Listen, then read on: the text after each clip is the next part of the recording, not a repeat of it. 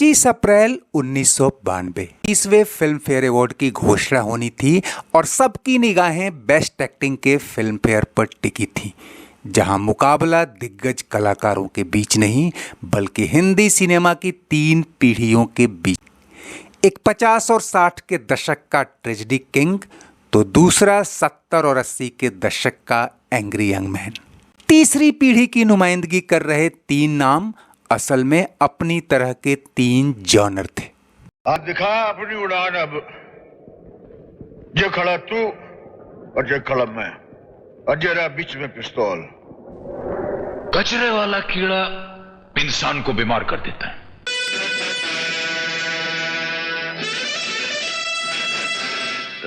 दिल है कि मानता नहीं, जिए तो जिए कैसे, मैंने तुम्हें ये दिल दे दिया।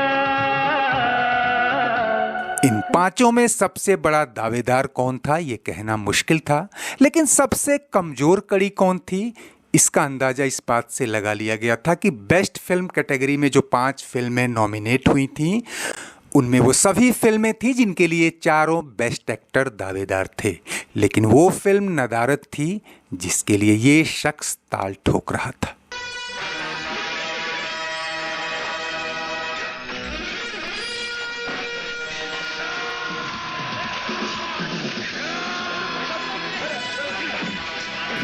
खैर, फिल्म फेयर पाठकों की वोटिंग, क्रिटिक्स की राय और जूरी का फैसला इसी पैटर्न पर आया या फिर कोई बड़ा सरप्राइज दे गया, ये तो हमारी कहानी का क्लाइमेक्स है। बात शुरू करते हैं दिग्गज दिलीप कुमार से, जो फिल्म सौदागर में अदाकारी के लिए नॉमिनेट हुए थे। वो 1954 से 82 तक पहले ही 8 फिल्म फेयर जीत चुके थे और ये फिल्म उनकी अदाकारी से ज़्यादा इस बात के लिए चर्चा में थी कि पैगाम के वर्षों बाद वो पहली बार राजकुमार से पर्दे पर टकराए। हालांकि नॉमिनेशन तो राजकुमार को भी मिलना चाहिए था, लेकिन जूरी शायद उनके किरदार में वो तासीर नहीं ढूंढ पाई। और वैसे भी जब राजकुमार के पीक करियर में भी उन्हें सिर्फ 2 बार बेस्ट सपोर्टिंग एक्टर के लिए पुरस्कार मिले थे, ना कि बेस्ट एक्टिंग के लिए, तो फिर सौदागर तो मल्टी स्टारर थी। हालांकि पिछले ही साल फिल्म फेयर ने उन्हें लाइफ टाइम स्पेशल अवार्ड दिया था। बहरहाल दिलीप कुमार का नॉमिनेशन इसलिए भी इस मुकाबले को रोचक बना बैठा था कि अरसे बाद उनकी भिड़ंत अमिताभ बच्चन से हो रही थी।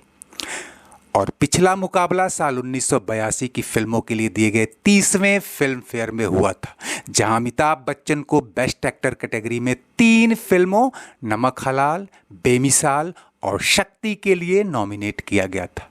लेकिन उस साल का बेस्ट एक्टिंग का पुरस्कार सरप्राइजिंगली दिलीप कुमार ले उड़े, और वो भी उसी शक्ति फिल्म के लिए जिसमें अमिताभ बच्चन हीरो थे और दिलीप कुमार उनके बाप के रोल में थे। हालांकि दिलीप कुमार का किरदार भारी पड़ा था और अदाकारी के तो मास्टर थे ही, ऊपर से क्रिटिक्स ने फिल्म की पहली समीक्षा में ही कह डाला कि दिलीप कुमार ने तो अमिताभ को नाश्ते के टेबल पर ही खा लिया। लेकिन सिक्के का दूसरा पहलू ये था कि अमिताभ को इस पुरस्कार से ज्यादा ये बात कचोट रही थी कि शक्ति में साजिशन दिलीप कुमार का रोल बढ़ाया गया था और उनका कद और किरदार सरेंडरिंग नजर आया। अपने आप को कानून के हवाले कर दो।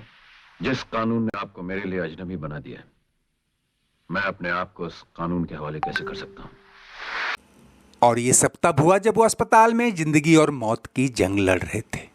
हालांकि कई क्रिटिक्स आज भी मानते हैं कि 73 से 86 तक हर साल 1, 2 या 3 ब्लॉकबस्टर फिल्में देते आ रहे अमिताभ की शक्ति फिल्म में भी एक्टिंग उस साल आई बाकी फिल्मों से ज्यादा दमदार थी। और ये फिल्म देखी भी गई थी अमिताभ की फेस वैल्यू पर, ना कि दिलीप कुमार के। लेकिन दिलीप कुमार पुराना चावल थे। अमिताभ के विरोधियों खासकर राजेश खन्ना ने तो तब तंज कसा था कि मैं हैरान हूं कि दिलीप कुमार को देखने के लिए अभी भी इतनी भीड़ जुट रही है। निशाना अमिताभ बच्चन थे। खैर, शक्ति ने अमिताभ को कुछ सालों के लिए दिलीप कुमार ही नहीं, फिल्म के डायरेक्टर और लेखक जोड़ी से भी दूर कर दिया। लेकिन अब जब अमिताभ की टक्कर दिलीप कुमार से हो रही थी, और दिलीप कुमार ही क्यों, बाकी के 3 कलाकार जो नई पीढ़ी और नए जॉनर के नुमाइंदे थे, ये मुकाबला हाल के दौर का सबसे कड़ा, सबसे रोमांचक और सबसे थ्रिलर हो चला था। अमिताभ बच्चन के लिए पुरस्कार सिर्फ इसलिए इम्पोर्टेंट था कि उन्होंने बुरे दौर से वापसी की थी। जिस फिल्म के लिए उन्हें नॉमिनेट किया गया था वो सुपरहिट तो थी ही, साल की दूसरी टॉप ग्रॉसर भी। ऊपर से वो जंजीर के बाद से अब तक 2 या 3 साल छोड़ दें तो लगातार वो बेस्ट एक्टिंग के फिल्म फेयर के लिए नॉमिनेट होते आए। अब तक 2 बार ही उन्हें अवार्ड मिला था। एक बार 1977 में आई अमर अकबर एंथनी के लिए और उसके अगले ही साल डॉन के लिए, और पिछले साल यानी 1990 में आई अग्निपथ के लिए भी वो बेस्ट एक्टिंग के फिल्म फेयर के लिए नॉमिनेटेड थे। लेकिन ये अवार्ड घायल फिल्म के लिए सनी देओल को मिला। हालांकि अमिताभ को अग्निपथ के लिए बेस्ट एक्टिंग का नेशनल अवार्ड मिला। अग्निपथ अमिताभ की मानस फिल्म कही जाती है। कहानी, कैरेक्टर और अदाकारी तीनों में उन्होंने जी जान झोंक दी थी। लेकिन इस फिल्म को बहुत ही हल्की, कमाऊ और प्योर कमर्शियल बेट मानकर चल रहे थे। लेकिन पर्दे के पीछे की सोच पर्दे के आगे वालों की सोच से ऊपर हो, ऐसा हरदम नहीं होता। इस फिल्म ने बॉक्स ऑफिस पर जो धमाका किया उसका अंदाजा इस बात से लगाइए कि इस एक गाने के चलते कैसेट की बिक्री ने अमिताभ की पिछली फिल्मों के म्यूजिक ट्रैक के सारे रिकॉर्ड तोड़ दिए।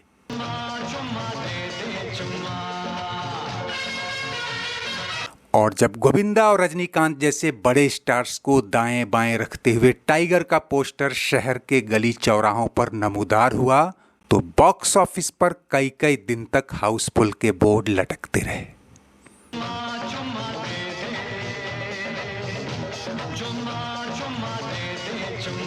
हालांकि नदीम श्रवण के संगीत पर लॉरेंस डिसूजा के निर्देशन में आई एक मामूली सी फिल्म ने सुपरहिट गानों के दम पर वो कर दिखाया जिसकी उम्मीद किसी को नहीं थी। बहुत प्यार करते हैं तुमको सनम।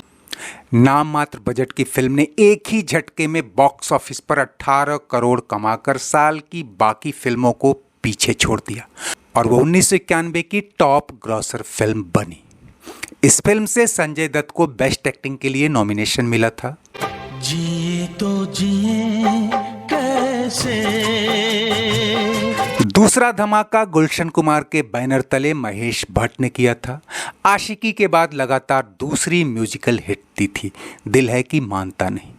यहाँ भी नदीम श्रवण का संगीत ही सब कुछ था। दिल है कि मानता नहीं। हाँ, आमिर खान को बेस्ट एक्टिंग के फिल्म फेयर के लिए नॉमिनेशन मिला था।